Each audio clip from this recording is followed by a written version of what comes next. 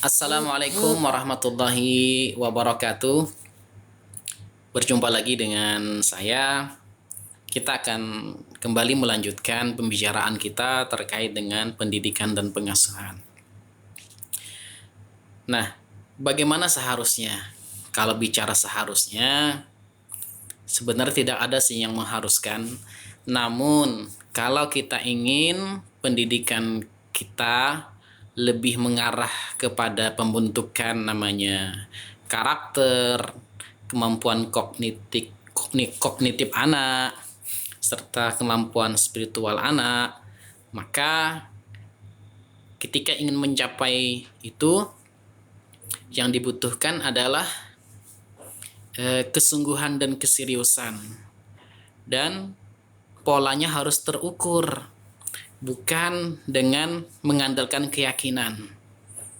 Nah, kalau mengandalkan keyakinan ini yang menjadi tidak ada standar ukuran begitu.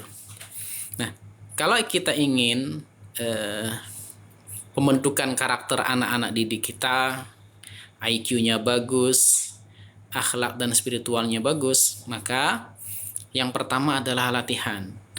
Kalau menurut saya, dari bacaan yang saya baca, dari pengalaman yang saya tahu, itu maka pendidikan dan pola asuh pertama itu dilakukan adalah yaitu peningkatan kemampuan emosional atau kecerdasan emosional. Kenapa? Karena pada dasarnya kecerdasan emosional itu adalah membentuk anak punya karakter atau punya pola perilaku yang ketika itu dilakukan akan membentuk pada anak. Karakter apa yang ingin kita bentuk? Semisal anak-anak ini kita ingin dia bisa membuang sampah di tempatnya, tidak suka dengan namanya kotor.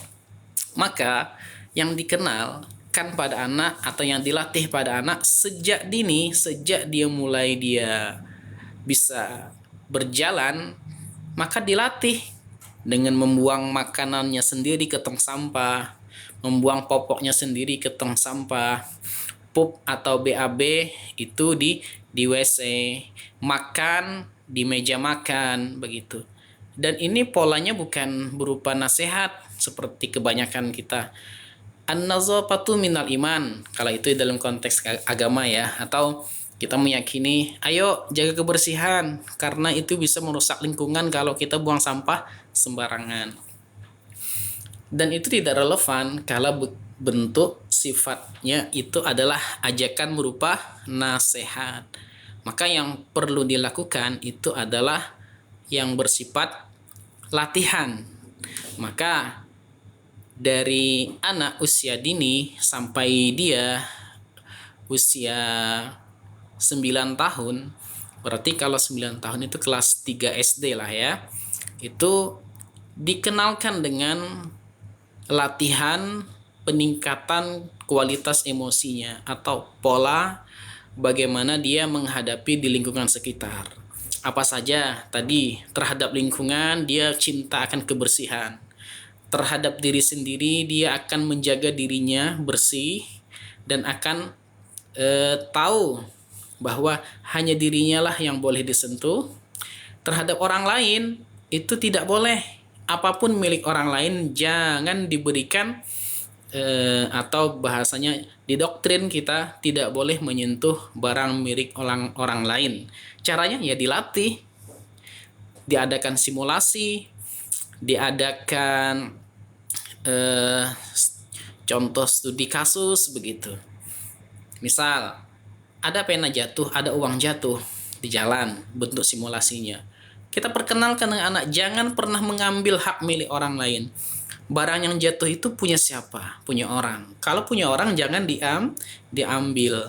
Maka yang boleh dipegang, disentuh itu adalah barang punya diri sendiri. Itu adalah latihan pola asuh. Maka kenalkan anak sejak dini yaitu berupa kecerdasan emosi dengan